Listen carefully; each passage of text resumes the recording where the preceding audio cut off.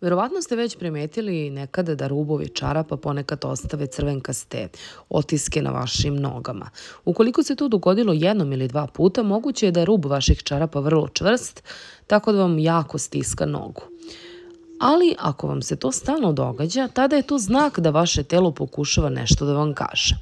Zbog toga danas ukazujem na probleme sa zdravljem koji tragovi od čarapa itekako mogu otkriti. Tragovi od čarapa mogu otkriti znak visokog krvnog pritiska. Ukoliko imate osjećaj da su vam noge jako natekle, razlog može biti višak vode koji se nakuplja u donjim delovima vaših nogu. Također varikozne vene. Kada vene u vašim nogama postanu slabe, one ne mogu dovoljno brzo da vrate krv u vaše srce. Krv se tada nakupi u venama i nogama i one bolno oteknu.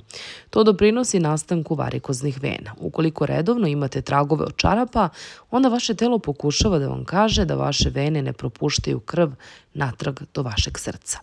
Tragovi od čarapa mogu biti znak dehidratacije, mogu biti također i posljedica lekova. Određeni lekovi mogu dovesti do oticanja nogu.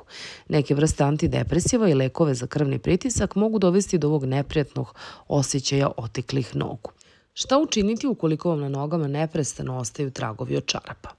Ukoliko su tragovi od čarapa na nogama veoma česti, najbolje da se konsultujete sa vašim lekarom. Ali možete poboljšati ovo stanje primjenom jednostavnih preporuka. Smanjite količinu soli u ishrani, održavajte zdravu telesnu težinu, nosite kompresijske čarape, često menjajte položaj i nemojte predugo sedeti ni stajati. Nosite udobnu obuću sa niskom petom.